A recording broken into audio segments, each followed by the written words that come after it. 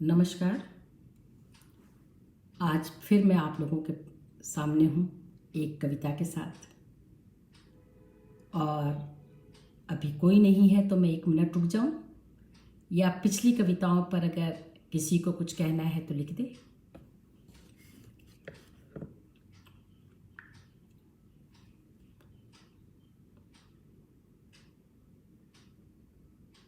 सीता मौर्य आ गई हैं। हेलो सीता। सीता, मैं सोच रही हूँ कि इस लाइव को शेयर कर दूँ। रितंबरा, तुम शेयर कर दो, क्योंकि बहुत लोग पेज पर अभी भी नहीं जा पा रहे हैं। एक कोई अन्य व्यक्ति भी आया है, 2 लोग मुझे दिख रहे हैं। तो पिछली बार ये मैं लाइव करती हूँ मोनालिसा की आँखें शीर्षक के नीचे के तहत। तो मोनालिसा की आँखें दरअसल मेरी कविताओं की किताब है। मेरी दूसरी किताब जो है, 3 है मेरी कविताओं की किताब, उसमें दूसरे नंबर पर जो है वो मोनालिसा की आँखें हैं। और मुझे ऐसा लगता है कि आँखें हर चीज़ बहुत दूर दूर तक देख सकती हैं, और कवि के लिए आँखों का होना बहुत ज़रूरी है कि वो देख सके, सुन सके, सूंघ सके।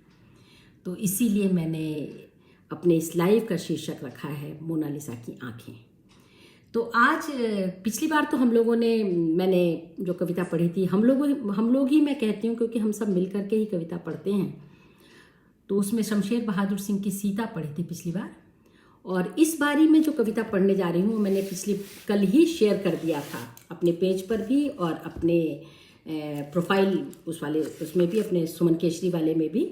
और वो कविता मैंने जो चुनी है इस आज के लिए, वो है मुक्तिबोध की बहुत ही ज़्यादा सुनी हुई, पढ़ी हुई कविता है, मुझे कदम कदम पर। मुझे ऐसा लगता है कि ये कविता, इससे एक तो इस चुनाव का कारण ये था कि एक कविता से काफ़ी लोग परिचित हैं, और दूसरा ये कि कोई भी पाठ अपने आप में नया होता है, क्योंकि पढ़ने वाला उसे अपनी दृष्टि से पढ़ता है, सुनने वाला उसे अपने हिसाब से सुनता है, और फिर पढ़ने और सुनने वाले अपने अपने ढंग से उसे गुनते हैं। तो आज की कविता है मुझे कदम कदम पर। ये कविता मैं सबसे पहले ये कविता, इसका रचना काल, संभावित रचना काल जो है वो 1959-60 के आसपास का है। राजनांदगांव में जब मुक्तिबोध रहते थे तब लिखी गई है ये कविता, और ये दिसंबर 1961 के लहर में पहली बार छपी थी। और तब इसका शीर्षक चौराहे था, तब मुझे कदम कदम पर नहीं था। लेकिन चांद का मुंह टेढ़ा में है जब वो संकलित हुई, शकील नमस्कार, तो उसका जो चांद का मुंह टेढ़ा है एकमात्र कविता संग्रह था, और वह भी छपा मुक्तिबोध की मृत्यु के बाद। और उसके बाद फिर नेमी चंद्र जैन आदि ने पूरी के पूरी मुक्तिबोध रचनावली जो है इसको संपादित किया।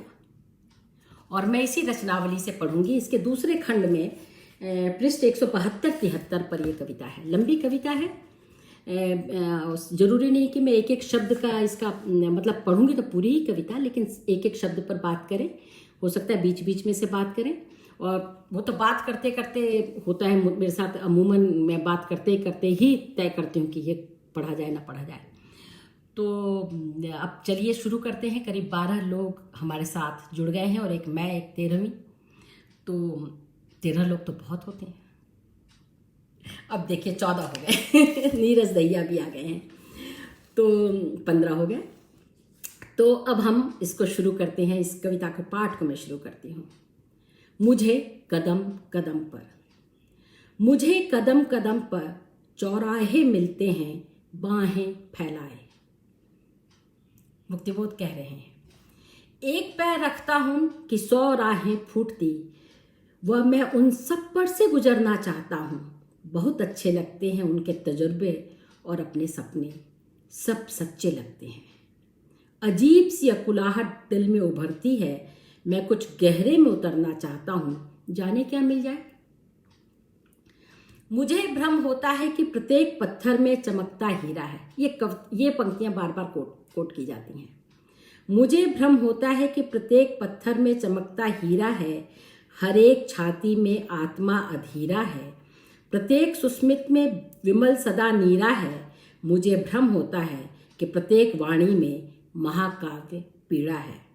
पल भर में मैं सब में से गुजरना चाहता हूँ, प्रत्येक उर में से तिर आना चाहता हूँ। इस तरह खुद ही को दिए दिए फिरता हूँ, अजीब है जिंदगी।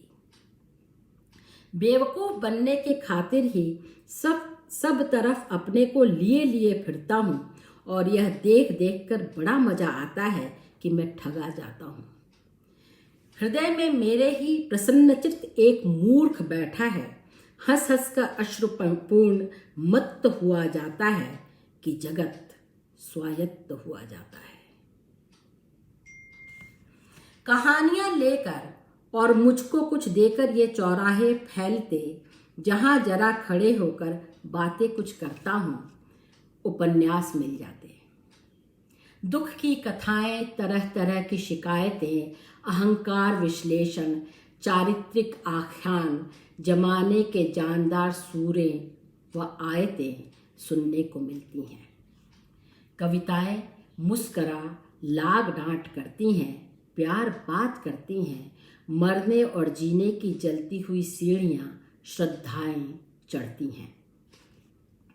घबराए प्रतीक और मुस्काते रूप चित्र लेकर मैं घर जब लौटता, उपमाएं द्वार पर आते ही कहती हैं कि 100 बरस और तुम्हें जीना ही चाहिए।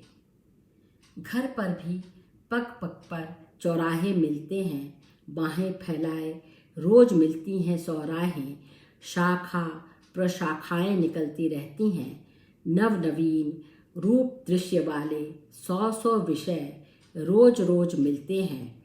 और मैं सोच रहा कि जीवन में आज के लेखक की कठिनाई यह नहीं कि कमी है विषयों की, वरन यह कि आधिक्य उनका ही उसको सताता है और वह चुनाव कर नहीं पाता है, और वह ठीक चुनाव कर नहीं पाता है।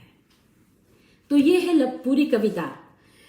जब मैंने इसको ढूंढा कि मुझे कॉपी पेस्ट करने को कल मिल जाए, तो मैंने देखा कि ये अधूरी कविता 3-4 जगह पर छप है। ये उपन्यास मिल जाते तक, उसके बाद आधी कविता मुझे नहीं मिली।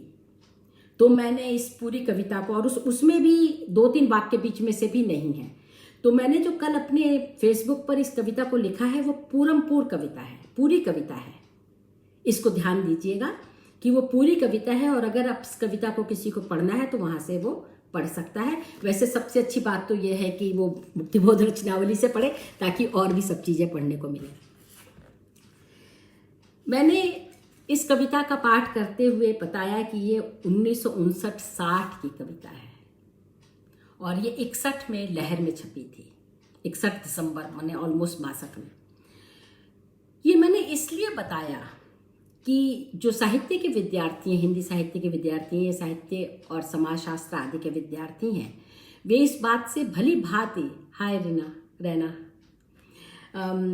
भली भांति जानते हैं कि वो समय ऐसा था जबकि लेखक गण खेमों में बटे हुए थे और एक दूसरे पर घात प्रतिघात कर रहे थे। वैसे तो कोई भी समय ऐसा नहीं होता कि लेखक या समाज में जो काम करने वाले होते हैं, नेता या कोई लोग खेमों में नहीं बटे होते, लेकिन उस समय की ये खास वो थी। और शीत युद्ध के बाद की जो पूरी राजनीति थी, जो कि हम देखते हैं कि जिसकी शुरुआत यूं तो प्रथम विश्व युद्ध में ही उसके बीज पड़ने लगे थे, लेकिन सही शीत युद्ध दूसरे विश्व युद्ध के बाद शुरू हुआ था और 2 खेमों में दुनिया बंट गई थी। एक सोवियत खेमा था, यानी कि कम्युनिस्टों और इन लोगों का खेमा, और दूसरा वो खेमा था जो कि अमेरिका के वो पूंजीपतियों को और कैपिटलिज्म को फ्रीडम के नाम पर, स्वाधीनता के, स्वाधीन चिंतन, स्वाधीन हम काम कर सके और किसी तरह का बंधन ना हो, इस नाम पर वो काम कर रहा था। तो हमारे देश में भी इस तरह की स्थितियां थी, काफ़ी मजबूत था उस समय वामपंथ और दक्षिण पंथ। इस तरह से हम बांट नहीं सकते, लेकिन फिर भी मोटा मोटी मैं कह रही हूँ, क्योंकि ये हम पेपर नहीं लिख रहे बल्कि एक बातचीत कर रहे हैं, उसमें बटा हुआ था। और इस बैकग्राउंड में, वैचारिक विरोध के इस बैकग्राउंड में इस कविता को पढ़े जाने की जरूरत है, ऐसा मुझे लगा। और मुझे लगता है कि मुक्तिबोध के अंदर यही एक बहुत बड़ी बेचैनी थी। वो अपने आप को समाजवाद, कम्युनिज्म के निकट पाते थे, उनकी विचारधारा जनता के पक्ष में थी, लेकिन जो उनके कहने का तरीका था, जो वो कविताएं के विषय चुन रहे थे और जिन जिन जगहों को वो देखना और लिखना चाहते थे, उसमें कई लोगों को उनसे बड़ी शिकायत थी। और लोगों को लगता था कि ये ऐसी बात करता है, ये एक तो कठिन रचना करता है, तो वो वैसे ही जनता के दिमाग में नहीं आती कि क्या लिख रहा है ये। और उन्होंने एक मतलब एक निबंध भी लिखा है जो आप में से बहुतों ने पढ़ा होगा, जनता का साहित्य किसे कहते हैं। और ये बार बार उनके उसमें आता है कि जब रचना होती है तो किसके लिए होनी चाहिए, रचना किसके लिए हो। ये बार बार वो अपनी पूरी की पूरी जो चिंतन है उसमें, अपनी कहानी में, अपनी कविता में, अपने उपन्यास में बार बार इस बात को लेकर आ रहे हैं। और ये कविता मुझे कदम कदम पर ऐसा लगता है कि जैसे कि उनके पूरी सोच को, ये बड़ी परिपक्व उम्र की कविता है, 64 में वो नहीं रहे और कुल 48 साल जिए थे वो। ये हम लोग ध्यान करें कि उनको बहुत कम आयु मिली थी, वो कुल 48 साल जिए थे। और ये 1961 से लेकर के 61 तक की ये कविता है। और चांद का मुंह में टेढ़ा है में चपी है। तो अब हम इस बैकग्राउंड में इस कविता को पढ़ें और जानें कि कैसे सिर्फ विषय का, ऐसा नहीं है कि सिर्फ आप मजदूर पर लिखेंगे या किसान पर लिखेंगे और उसी को आप साहित्य कहेंगे, नहीं। साहित्य हमारे मुक्तिबोध बार बार कहते हैं संवेदनात्मक ज्ञान और ज्ञानात्मक संवेदना की बात करते हैं, यानी संवेदना और ज्ञान को बार बार मिलाते हैं। वो ज्ञान को और विवेक को और सोचने की पूरी प्रक्रिया को बार बार मिलाते हैं। बार बार कहते हैं कि हम लोग बुद्धिजीवी हैं, तो हमारा पहला काम है कि हम पढ़ें, जानें, सोचें, विचारें, अपनी परंपरा से जुड़ें और लिखें। तो इसके मैं अब इसको मैं पढ़ करके और इसका पाठ करती हूँ इस बैकग्राउंड के साथ। चौराहे मिलते हैं बाहें फैलाए, एक राह नहीं है, चौराहे हैं जहां पर आपके पास चॉइस होगी कि आप सीधे जाएंगे, दाएं जाएंगे, बाएं जाएंगे या पीछे मुड़ करके वापस चले जाएंगे। चौराहा जहां आपके पास चॉइस है, और जब चॉइस है आपके पास तो सबसे बड़ी मतलब ये अंत में पुनः आता है कि वो ठीक चुनाव नहीं कर पाता है। चुनाव माने क्या? मुक्तिबोध जब चयन करेंगे तो उनके चयन में ये महत्वपूर्ण चीज रहेगी कि कितने लोगों का हित हो रहा है, जो सचमुच में जिनका हित होना चाहिए। हमारे जो सर्वहारा वर्ग है, हमारे किसान हैं, हमारे मजदूर हैं, हमारी स्त्रियां हैं, क्या उनके हित की मैं बात कर सकता हूं? क्या मेरी रचनाएं उनके हित के लिए कुछ कर रही हैं? उनके लिए चौराहे में राह चुनने की संवेदना और ज्ञान और संवेदना का पूरा एक विनियोग कि किसका हित है, कितने बड़े लोगों का हित हो रहा है इसमें, कितने ऐसे लोगों का हित हो रहा है जिनको हित की हमारी जरूरत है। और इस तरह से वो सही मायनों में एक समाजवादी दृष्टि से संपन्न व्यक्ति हैं। वो बहुत सही ढंग से सोचते हैं। चौराहे मिलते हैं बाहें फैलाए, और उस चौराहे में से चयन कर रहे हैं वो। एक पैर रखता हूं कि 100 राहें फूटती। कितनी राहें फूट रही हैं, एक पैर, एक कदम आगे बढ़ाता हूं, 100 राहें फूटती। मैं उन सब पर से गुजरना चाहता हूं, क्योंकि मैं हर एक अनुभव को प्राप्त करना चाहता हूं, हर एक अनुभव से कुछ अपनी समझ को बढ़ाना चाहता हूं और उस समझ को आगे देना चाहता हूं। वो बहुत ऑर्गेनिक, जिसको हम बोलते हैं ऑर्गेनिक इंटेलेक्चुअल है। वो खाली पढ़ करके नहीं बल्कि अनुभव से भी अपने ज्ञान को बढ़ाना चाहते हैं और वो हर चीज का अनुभव करना चाहते हैं। बहुत अच्छे लगते हैं उनके तजुर्बे और अपने सपने, सब सच्चे लगते हैं। सपना क्या है? उनके तजुर्बे हैं, लोगों के तजुर्बे हैं। और अब मेरा सपना क्या है? मुक्तिबोध का सपना क्या है कि बहुत सारे लोगों का हित हो, सबका बहुत लोगों का हित हो। तो जो मेरा सपना है एक सभी लोगों की आज़ादी का, सभी लोगों की खुशहाली का, वो सब सच्चे लगते हैं। अजीब सी अकुलाहट दिल में उभरती है, मैं कुछ गहरे में उतरना चाहता हूँ, जाने क्या मिले। बिना गहरे उतरे तो मोती भी नहीं मिलता है, बिना बहुत गहरे गए हीरा भी नहीं मिलता। ये सब चीज़ें ऊपर ऊपर नहीं मिलती हैं। जिन डूबा तिन पाइयाँ गहरे पानी पैठ, जिन खोजा तिन पाइयाँ गहरे पानी पैठ। गहरे पानी में गए बिना मोती नहीं मिलती। इसीलिए मुक्तिबोध कह रहे हैं कि मैं हर अनुभव में गहरे उतरना चाहता हूँ। मुझे भ्रम होता है प्रत्येक पत्थर में चमकता हीरा है, यानी कोई साधारण बात में कुछ असाधारण छिपा हुआ है। अगर आप उनकी कहानियां पढ़ें, धीरे धीरे ऐसी खुलती हैं कहानियां जैसे कि धुंध के बाद सूरज का प्रकाश हो रहा हो। मैंने उनकी एक कहानी है, मैत्री की मांग, स्त्रियों द्वारा मैत्री, पुरुष के साथ किस तरह की मैत्री की मांग कर रही हैं, इस पर वो कहानी है। और मैंने उसका बड़ा लंबा विश्लेषण किया है जो कि समालोचन में छपा है। और वो औरत के हृदय को इतने गहराई में वो कहानी देखती है और सच्ची बात कहती है कि वो किस तरह का, उसको सेक्स नहीं चाहिए, उसे इस तरह की बातें नहीं चाहिए, वो सच्ची में एक मैत्री चाहती है। वो बात जो एक पुरुष उसको बता सकता है उसी तरह से जैसे किसी पुरुष को कोई स्त्री बता सकती है। हृदय का विस्तार होता है, दृष्टिकोण का विस्तार होता है, संवेदना का विस्तार होता है, अनुभव का विस्तार होता है। इसमें यही कहते हैं वो, हर एक छाती में आत्मा अधीरा है। जो खुश है वो भले ही तोल्स्टॉय कहे कि सभी खुशी अपने एक ढंग से व्यक्त करते हैं, लेकिन खुश होने वाले भी अलग अलग कारणों से खुश होते हैं और कई दफे अलग अलग ढंग से खुशी व्यक्त करते हैं। कई बारी खुशी व्यक्त करने का तरीका ये भी होता है कि कोई दौड़ करके चला जाए लोगों के बीच और उनके हाथ पकड़ ले, सिर्फ हाथ पकड़ ले, क्योंकि वो अपनी खुशी किसी का हाथ पकड़ करके उसे उसके साथ अभिव्यक्त करना चाहता है। जरूरी नहीं कि वो पार्टी करे, ये भी होता है।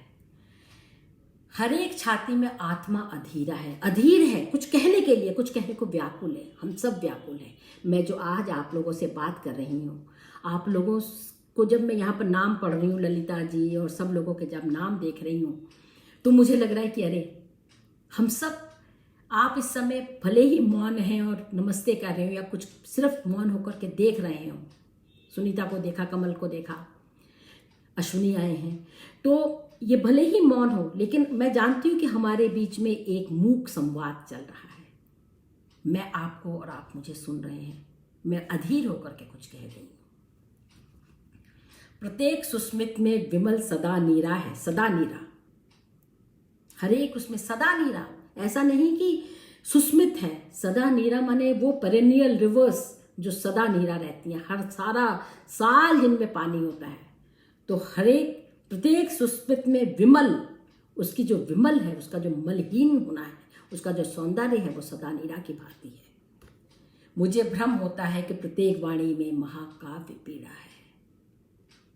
कोई भी अगर पीड़ा व्यक्त करता है, अगर हम उसके और गहरे जाएं और उससे बातें पूछें, तो कहानी के अंदर कहानी, कहानी के अंदर कहानी, और पता चलता ओह इतना दुख कैसे झेला होगा इसने दुख। इस समय हम लोग कोरोना काल में हैं, बहुत अपनों की बीमार हो रहे हैं लोग,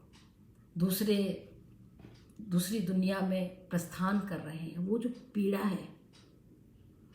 और यहाँ पे एक बात आप लोगों को की तरफ बस ध्यान दिला रही हूँ कि अखबार कहेंगे कि इतने हजार या इतने लाख लोग मर गए कोरोना से।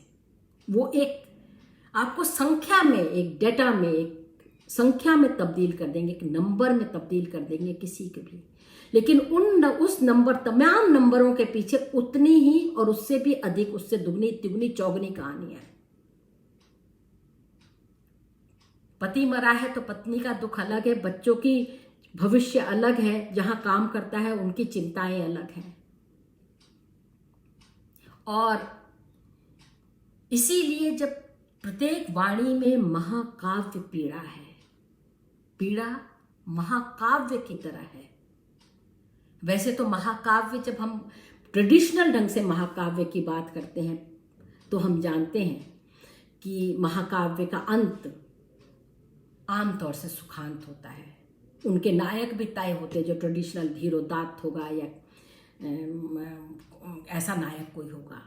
लेकिन 20वीं सदी में लिखने वाले और पूरी की पूरी प्रगतिशील और तरह तरह के जो हमारे जो पूरे काव्यशास्त्र के जो चिंताएं और लक्षण बदले, जिसमें सौंदर्य वहाँ भी देखा गया, गरीब की कुटिया में भी देखा गया और आंसू में भी देखा गया, उस सौंदर्य को जानने वाले 20वीं सदी में लिखने वाले मुक्तिबोध महाकाव्य पीड़ा की बात करते हैं। ये मैं इसलिए कह रही हूँ कि ऐसा नहीं है कि जब सीता रोई, वनवास जब दिया राम ने, तो उसमें महाकाव्य पीड़ा नहीं थी। लेकिन जब हम महाकाव्य की बात करते हैं तो हम राम की बात करते हैं। उस समय उस ट्रेडिशनल उस सेंस में हम बात करेंगे। उत्तर रामचरित में विप्रलंब की बात हुई है, करुण की बात हुई है, और इसीलिए उत्तर रामचरित इतना महत्वपूर्ण और लीक से हटकर माना गया है। जो जितने भी लीक से हटकर हैं, चाहे वो मिट्टी की गाड़ी हो या वो उत्तर रामचरितम हो, इसको हम अलग से देखते हैं। इनके लिए अलग से हम कहते हैं कि इसके लिए अलग ढंग से सोचेंगे।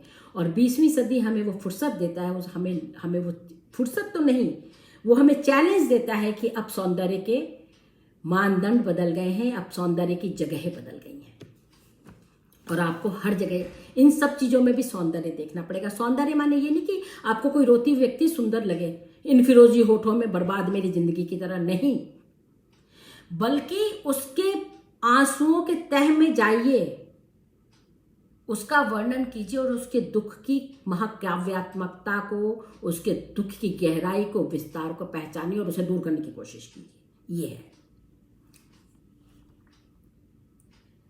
पल भर में सब में से गुजरना चाहता हूं, प्रत्येक उर्मे से तिर आना चाहता हूं। तिरना कितना सुंदर है, तैरना, जैसे किसी के हृदय में आप तैर गए हो। उसी तरह से जैसे हनुमान जी तैर करके मतलब चले गए, कौन वो थी जो शुरू में ही उनको मिल गई थी हनुमान जी को, जब वो सुंदरकांड में वो पयोधी सागर पार कर रहे हैं, तो वो तैर करके जाते हैं और उसके पूरे शरीर को घूम करके बाहर आते हैं और कहते हैं कि मैं तो तुम्हारे मुंह में चला गया और आ गया। लेकिन वो एक अलग बात थी। और यहाँ पर है कि मैं तिर आना चाहता हूँ, कोनों खुदरों में भी देख आना चाहता हूँ। अजीब है जिंदगी, बेवकूफ बनने की खातिर ही सब तरफ अपने को लिए लिए फिरता हूँ। सभी के दुख में शामिल होना चाहता हूँ और इसीलिए कई बार मैं मूर्ख बनाया जाता हूँ। लोग मुझसे सच्चे झूठे दुख भी शेयर करते हैं और मेरी सहानुभूति ही नहीं, मेरी मदद भी पाते हैं। खाली मुंह से नहीं बोलता, मैं उनको अपना समय देता हूँ, जो कुछ मेरे पास है उसको भी दे देता हूँ। और जब मैं जानता हूँ कि किसी ने मुझे मूर्ख बनाया, तो ये तो मेरी टेक है कि मैं सबके हृदय को में जाकर के झांकूं।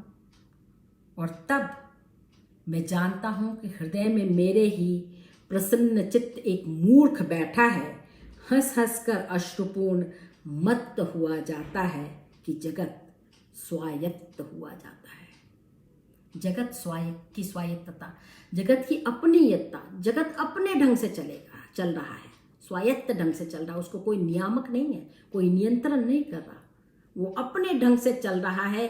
और उसमें मैंने अपने लिए एक जगह ढूंढ ली है कि मैं सब लोगों के हृदय में जाऊंगा, तिरूंगा, उनके दुख सुनूंगा, उनके दुख को बांटने की कोशिश करूंगा, उनके दुख के लिए कोई समाधान ढूंढने की कोशिश करूंगा।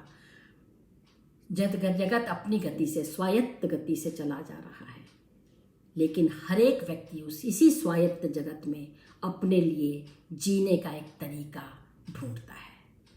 हम सब अपने लिए जीने का एक तरीका ढूंढते हैं और इस स्वायत्त जगत में अपने लिए एक, हम जानते हैं कि हमारी जगह यह है और यही है हम इसी में हम अपनी सार्थकता पाते हैं। मुक्ति बोध भी इसी में अपनी सार्थकता पा रहे हैं। सभी सार्थक जीवन जीना चाहते हैं। कहानियां लेकर और मुझको कुछ देकर ये चौराहे फैलते, जहां जरा खड़े होकर बातें कुछ करता हूं। और कहानियां किस में बदल जाती हैं? उपन्यास में। कविता किस में बदल जाती है? महाकाव्य में। विस्तार और गहराई देखिए, यानी कितने अनुभव, कितनी घटनाएं। बिना घटनाओं के उपन्यास नहीं बनते, बिना घटनाओं की कहानियां नहीं बनती, बिना अनुभव के उपन्यास नहीं बनते, बिना अनुभव की कहानियां नहीं बनती, न कविताएं लिखी जाती हैं। कई बार कई लोग मुझसे पूछते हैं कि आपने ये कविता कैसे लिखी। मैंने कहा जरूरी नहीं कि हर चीज खुद जी जाए, बल्कि जरूरी यह है कि जब मैं अखबार में ये पढ़ती हूं कि आज कोरोना से 100 लोग मर गए, तो मेरे पास मैंने इतना साहित्य इतना पढ़ा हो, मैंने समाजशास्त्र इतना पढ़ा हो, कविताएं कहानियां इतनी पढ़ी हो कि मुझे होरी का वरना याद आ जाए। प्रेमचंद की कहानी में देखूं तो होरी का वरना याद आ जाए, ताई कहानी में देखूं तो उस बच्चे का गिरना याद आ जाए।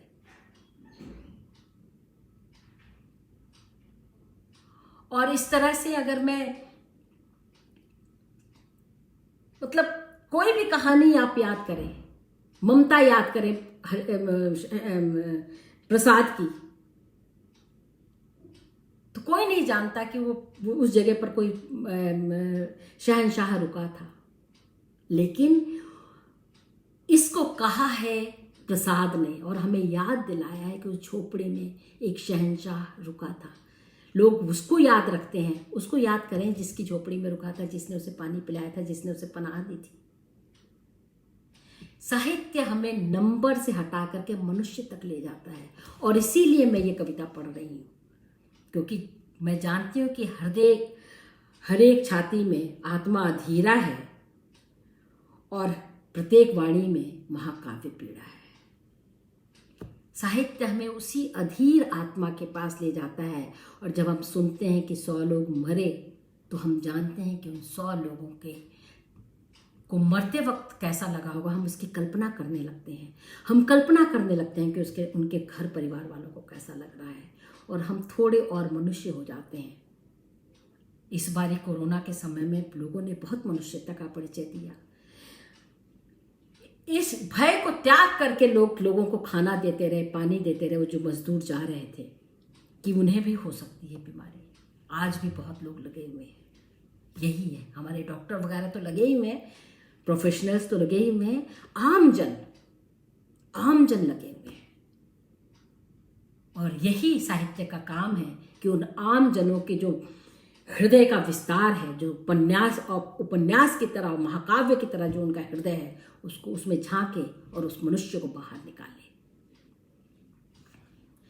दुख की कथाएं, तरह तरह की शिकायतें, अहंकार विश्लेषण, चारित्रिक आख्यान, जमाने के जानदार सूरे व आयतें सुनने को मिलती हैं। इन चौराहों पर क्या क्या नहीं मिलता। किसी की दुख की कथाएं मिलेगी, शिकायतें मिलेंगी, किसी कोई मतलब जिसको बोलते हैं निंदा रस होगी, अहंकार विश्लेषण होगा, किसी के चरित्र पर कोई उंगली उठाएगा, किसी के चरित्र की कोई प्रशंसा करेगा,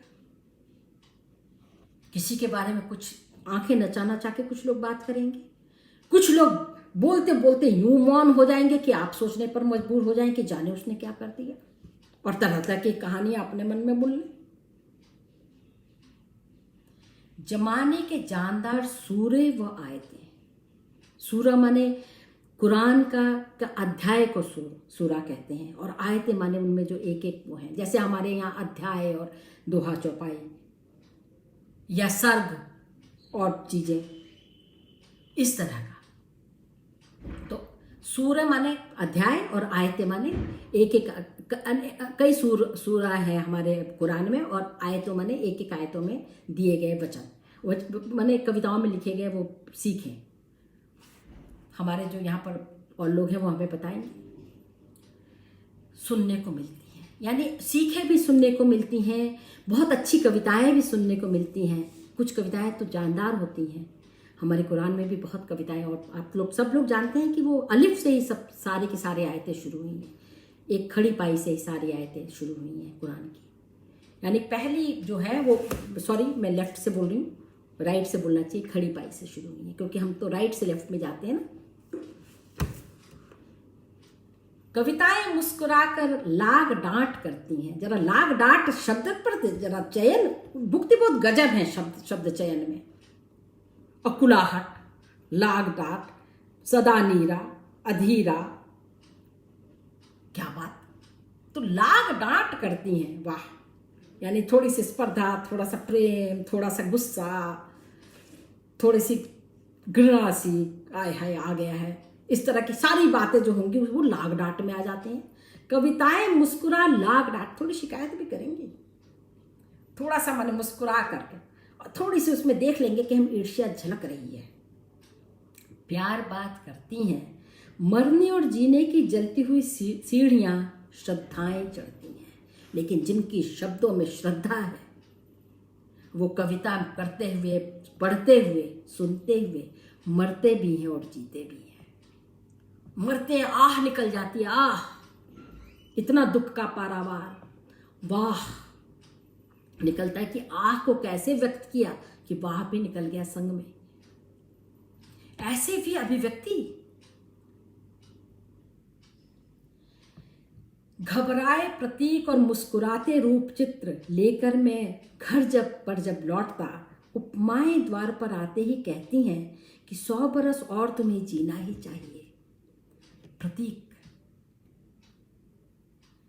रूप चित्र सब आ रहे हैं और उपमा कहती है कि तुम्हें 100 वर्ष जीना चाहिए। लिखने वाले को नहीं मालूम था कि उसके पास सिर्फ 5 वर्ष है। मैं कह रही हूं 5 वर्ष है, लेकिन इन 48 वर्षों में सच कहें तो मुक्ति बोध ने 84 लाख योनियों को जिया और उनके अनुभव हमें दे दिए। सच कह रही हूं, पढ़िए, एक निबंध पढ़िए और उसकी गहराई में जाइए। ऐसा लगता है कि जैसे साहित्य को समझने की दृष्टि वो हर बात में, यहां भी साहित्य को समझने की दृष्टि दे रहे हैं। और यहां पर मैं जब रुक करके मैं बात करूंगी कि जब मैं इस कविता को पढ़ रही थी तो मुझे क्या क्या चीजें सूझी इस कविता को पढ़ते हुए, और खास तौर से कि 100 चौराहे मिल रहे हैं, लोग प्रत्येक उसमें, मतलब हृदय में इतनी सारी चीजें हैं। इसमें मुझे 2 बातें एक साथ सूझी। एक तो मुझे जैन धर्म का, जो जैन दर्शन, सॉरी धर्म नहीं कहूंगी, जैन दर्शन का स्यादवाद सूझा, जिसमें कि 7 हैं उसको वो, और मैं 7 को आप लोगों के लिए पढ़ देना चाहती हूं। इसको हम कहते हैं सप्तभंगी नय। क्या है ये? स्यात् अस्ति, शायद नहीं है ये, स्यात् अस्ति, यानी विशेष देश काल में ऐसा हो सकता है। और इसको जब स्यादवाद की बात करते हैं दर्शन में, तो वो हाथी वाली कहानी को याद करते हैं कि अंधे जब हाथी को देख रहे हैं, 6 अंधे, तो कैसे कैसे देख रहे हैं, किसी को खंबे की तरह दिख रहा है। विशेष देश काल परिस्थिति में हाथी खंबे जैसा हो सकता है। स्यात् अस्ति, स्यात् न अस्ति, ये एक अभावात्मक मत है, यानी वो रस्सी जैसा नहीं भी हो सकता। स्यात् अस्ति च नस्ति नास्ति च, यानी सत्ता किसी विशेष दृष्टिकोण से हो भी सकती है और नहीं भी हो सकती। स्यात् अस्ति च नास्ति च। स्यात् अव्यक्तम, अव्यक्त्यम, परस्पर विरोधी गुणों का एक साथ होना। निश्चित नहीं कि हाथी खंबे जैसा है या रस्सी जैसा। अव्यक्तम, व्यक्त नहीं किया जा सकता कि किस तरह का है। स्यात् अस्ति च अव्यक्तम च, वस्तु या घटना के संबंध में नहीं है कह सकते हैं, पर दृष्टि स्पष्ट न होने के कारण कुछ भी स्पष्ट नहीं कहा जा सकता। स्यात् है, च अव्यक्तम च है, व्यक्त नहीं किया जा सकता क्योंकि दृष्टि साफ नहीं है, क्या व्यक्त कर दूं। स्यात् अस्ति च नास्ति च अव्यक्तम च, एक दृष्टि से हाथी रस्सी जैसा है, दूसरे से नहीं। दृष्टिकोण अस्पष्ट व अवर्णनीय है। यानी कि किसी भी सत्य को देखने के कई तरीके हैं, लेकिन सच यह कि हाथी है। देखने वाला पूरी दृष्टि से उसको आंख खोल करके नहीं देख रहा तो अलग बात है। सत्य है, सत्य की सत्ता है, लेकिन देखने वाले उसे अलग अलग ढंग से देखते हैं। और इसीलिए कहते हैं कि सम्यक, समग्र, सम्यक भी दृष्टि होनी चाहिए और समग्र भी दृष्टि होनी चाहिए। और इसी सम्यक और समग्रता से हाथी हाथी की तरह दिखेगा, अपने पूरे मतलब 3 डायमेंशन में, अपने मोटाई और अपने सूंड और अपने दांत और अपने पूंछ और अपनी पीठ और अपने 4 बड़े बड़े खंभे जैसे पांव के साथ, उसके पंख जैसे जो पंखे जैसे जो कान है वो भी दिख जाएंगे हमको। तो ये बात मुझे इस कविता को पढ़ते समय सूझी और मुझे लगा कि मैं आप लोगों से ये बात करूं, क्योंकि मैंने पहले ही कहा कि ये कविता की पृष्ठभूमि जो है वो कोल्ड वार वाली और उसके बाद की जो पूरी की पूरी उसकी वो वाली दृष्टिकोण है। साशा कोई बात नहीं, साशा आप बाद में भी एक बार सुन सकती हैं, इसको यहाँ पर रहेगा।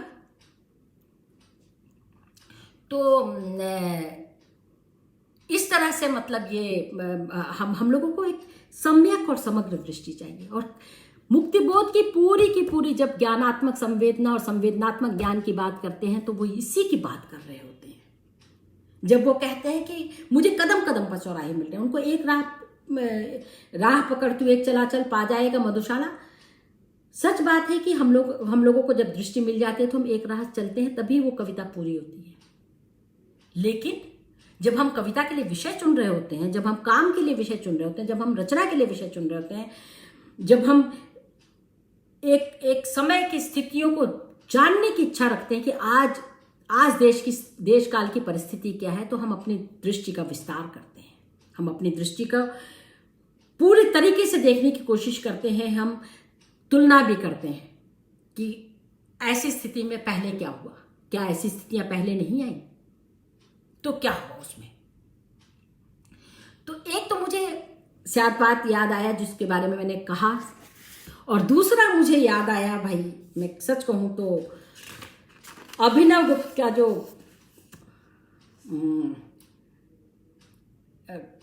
कथन है वो याद आया। नहीं एक ही दृष्टिया सम्यगम निर्वर्णनम निर्वहति। एक ही दृष्टि से सम्यक हर चीज सम्यक ढंग से उसको देखा नहीं जा सकता। बार बार आपको हर तरह से देखना पड़ेगा। यानी कि अगर हम कहेंगे कि कैपिटलिज्म सबसे अच्छा, तो हम लोगों को देखना पड़ेगा कि कैपिटलिज्म ने वो स्थितियां भी पैदा कर दी हैं जिसमें कि लोग अस्पताल नहीं जा पा रहे, क्योंकि 12 लाख 10 लाख 8 लाख 6 लाख देने के लिए नहीं है। उस समय हमको लगता है कि सोशलिस्ट पैटर्न का भी कुछ होता, कुछ ऐसे अस्पताल भी होते जो नॉमिनल चार्जेस में देख लेते, अच्छी से अच्छी सुविधाएं देते, जैसे अपने पहले एम्स सफदरजंग वगैरह हुआ करते। यानी कि कोई ऐसी चीज जो सब लोगों को, सब चीजों को मिलाए। स्टेट एकदम हर चीज से चला ना जाए बाहर, या हम एक ही दृष्टि से ना देखें कि श्रृंगार ही सबसे महान रस है। भाई श्रृंगार के अलावा दूसरी चीजें भी हो सकती हैं। तो ये जो है हमारा मतलब, जब हम किसी भी कविता को पढ़ते हैं या किसी भी रचना को पढ़ते हैं या किसी अखबार की कटिंग को भी पढ़ते हैं, तो हम कल्पना से कहां तक जा सकते हैं। दरअसल मनुष्य होना कल्पना के इसी उड़ान को हमें उसके पंख देने पड़ेंगे कि सिर्फ हम अंक ना पढ़ें। अंक तो आज पढ़ा कि 5000 थे कि 4000 था और अगले दिन मतलब भूल गए, क्योंकि उसने हमें दुख नहीं बताया। एक बार धक जरूर हुआ लेकिन दुख नहीं हुआ, धक हुआ बस। और फिर मैंने अपना पिज्जा का वो पीस लिया, अपने फोर्क में डाला और खा लिया।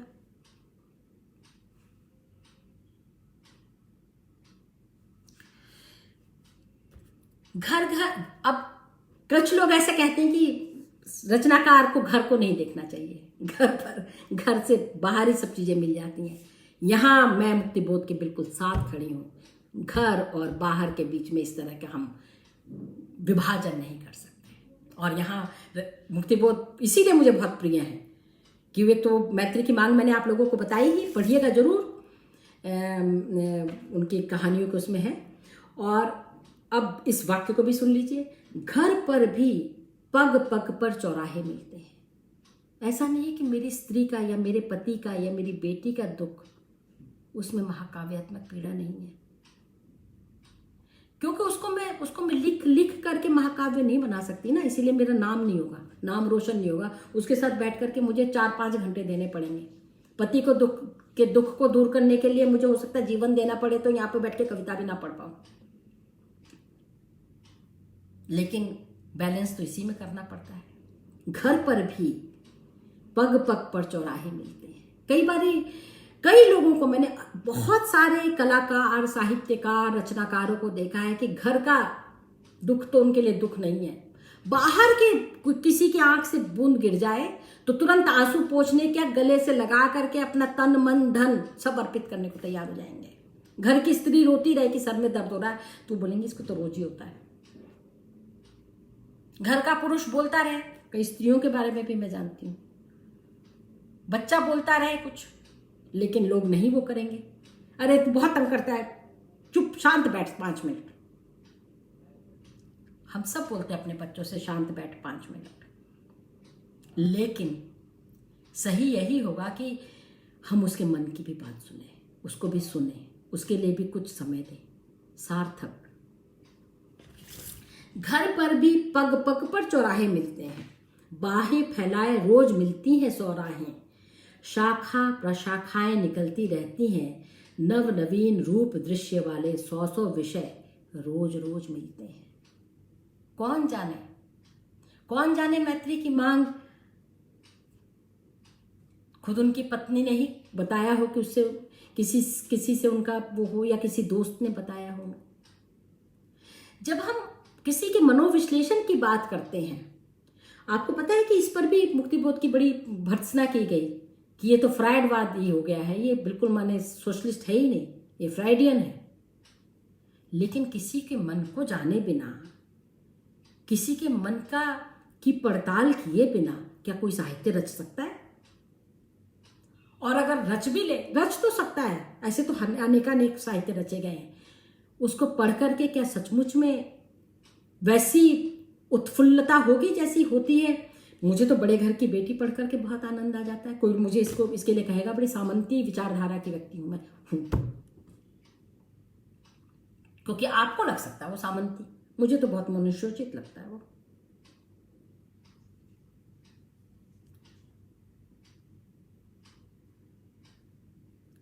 बहुत ही उस तरह की वक्तव्य दे रही हूं, सोच विचार करके। लेकिन और मैं सोच रहा, जीवन में आज के लेखक की कठिनाई नहीं कि विषयों की कमी है, विषयों की कमी कभी नहीं रही, दृष्टि की कमी, कि आपने विषय जो चुना उसका प्रतिपादन किस तरह से किया, किस दृष्टि से किया, कितने लोगों को उससे क्या मिला। प्रेम कहानियां तो बहुत लिखी गई, लेकिन अन्ना करेनिना अपने आप में बहुत ही गजब कहानी है। क्यों गजब कहानी है? क्योंकि टॉल्स्टॉय तो चाहते थे कि वो क्रिश्चियन शादी को का प्रतिपादन करें और उसको अच्छा कहें। लेविन की का उन्होंने चरित्र ही इसलिए रचा, लेकिन कहानी तो लेविन वाली नहीं है, कहानी तो अन्ना वाली ही है। और जब अन्ना वाली कहानी है तो आंसू तो तब अन्ना की ही स्थिति को देखकर आते हैं कि वो अपने बच्चे से मिलना चाहती है। उसका दूसरा बच्चा जो ब्रॉन्स्की के साथ होता है, उस ब्रॉन्स्की से विवाह करने के बाद उसकी स्थिति क्या हो जाती है,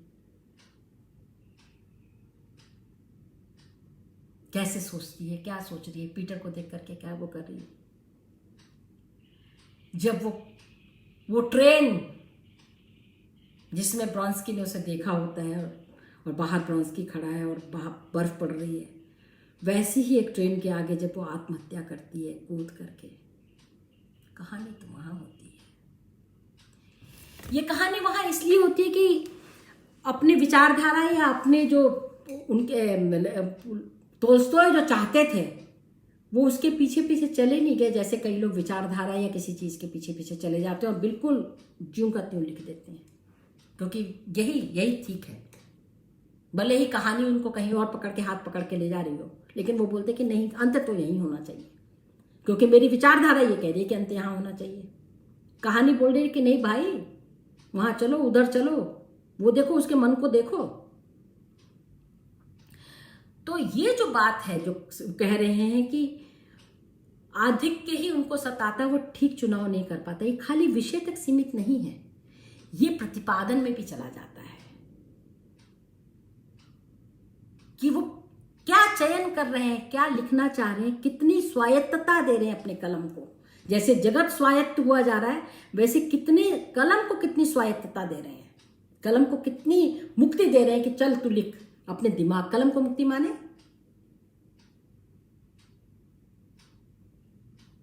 कलम, मैं समझी, कलम को मुक्ति माने दिमाग को मुक्ति, कि जाने दो, विचारों के जंगल में उसे घुसने दो, जाने दो, सागर तल के अंदर उसे जाने दो, तभी मोती मिलेंगे, तभी कोई रचना आएगी। और ये मुक्तिबोध है जो कि ये इस कहे जाने की चुनौती को वो कहते हैं कि वो लोग कहेंगे कि वो प्रगतिशील नहीं है, कहेंगे कि वो रूपवादी है, कहेंगे कि वो भी हो गया कांग्रेस फॉर फ्रीडम वाले जो लोग हैं उनके साथ चला गया, वो कांग्रेस फॉर कल्चरल फ्रीडम वाले के साथ चला गया, क्योंकि वो आगे की प्रशंसा कर रहे हैं, क्योंकि वो विचारों की स्वाधीनता की बात कर रहे हैं। लेकिन वो इस चुनौती को झेलते हैं, क्योंकि वो सही मायनों में विचारों की स्वायत्तता को, स्वाधीनता को, सोचने की स्वायत्तता, स्वाधीनता को और अपने चयन की स्वाधीनता को जीना चाहते हैं, उसको अनुभव करना चाहते हैं और उसे वो बखूबी जीते हैं। तो ये है मुझे कदम कदम पर। सच बात है कि मुझे कदम कदम पर चौराहे मिलते हैं बाहें फैलाए। हम लोगों में इतनी, मैं कम से कम अपने सामने ये एक चुनौती रखती हूँ कि जब मैं चौराहे पर जाती हूँ तो अकबका जाती हूँ कि कहाँ जाऊँ, अमूमन रास्ता भूल जाती हूँ, लेकिन शायद रास्ता भूल करके अपना नेविगेशन ना खोलूँ तो कहीं शायद कोई नई जगह पहुँच जाऊँ, कोई नई चीज़ें देख लूँ। ये चुनौतियाँ हैं जीवन की, ये जीवन की चुनौतियाँ हैं जो हमें तरह तरह से मिलती हैं कि क्या इनमें से क्या चुनूं।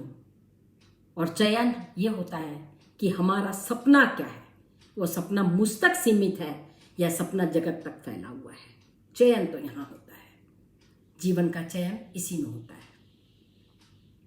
और इसी के साथ ये कविता खत्म हुई और मुझे आप लोगों से बात करना सचमुच में अच्छा लगा। मैं भी अभिनव गुप्त की इस बात का और स्याद बात के इसकी सोचती हूँ कि मैं इस पर सचमुच में मैं इसको देखूं। सही कहा, लेखक की पराजय याद दिला रही हो, अन्ना एंड सिन। यस, अन्ना एंड सिन। उसकी भाई की बीवी पूछती है, ये तो अकल्पनीय है कि अन्ना ने पापाचार किया, पाप किया, अकल्पनीय है। क्योंकि प्रेम किसी भी रूप में हो, किसी भी उसमें हो, दुख दे सकता है। पति का किसी अन्य स्त्री से प्रेम, पत्नी का किसी अन्य पुरुष से प्रेम, या किसी का किसी अन्य से प्रेम दुख दे सकता है। क्या हम उसे सिन की कोटि में सिर्फ इसलिए रख दें क्योंकि वो हमारे जो सामाजिक उसके कल्चरल उसमें नहीं आता? हमारे हम कहते हैं कि एक पति पत्नी और एक वो है एंटिटी है और किसी और से नहीं। क्या इसीलिए वो पाप है? क्या कोई भी चीज़ इसलिए पाप है कि वो मेरे परिवार को दुख दे रही है और 100 लोगों का भला कर रही है? क्या कोई चीज़ इसलिए पाप है कि वो 100 लोगों को दुख दे रही है, मेरे परिवार का भला कर रही है? तब मैं बोलूँगी कि हाँ, अगर वो उस तरह से अनैतिक ढंग से मेरे परिवार का भला कर रही है और 100 लोगों को कष्ट दे रही है, तो इसमें कहीं ना कहीं पाप का गंध तो है। यहाँ पर मैं क्लियर हूँ। इस पर मुझे कोई क्लैरिटी की कोई कमी नहीं है। सत्य है, नैतिक मूल्य है, और सत्य और नैतिक मूल्यों को मैं इसी तरह से देखती हूं कि वो कितने लोगों का, क्या वो आखिरी मनुष्य के आंख से आंसू पोंछ सकती हैं। अगर मैं महात्मा के शब्दों को उधार लूं तो मेरी बस इतनी कोशिश रहेगी कि वो आखिरी मनुष्य की आंख का आंसू पोंछ सके या उसके आंखों में आंसू न आने दे। नमस्कार।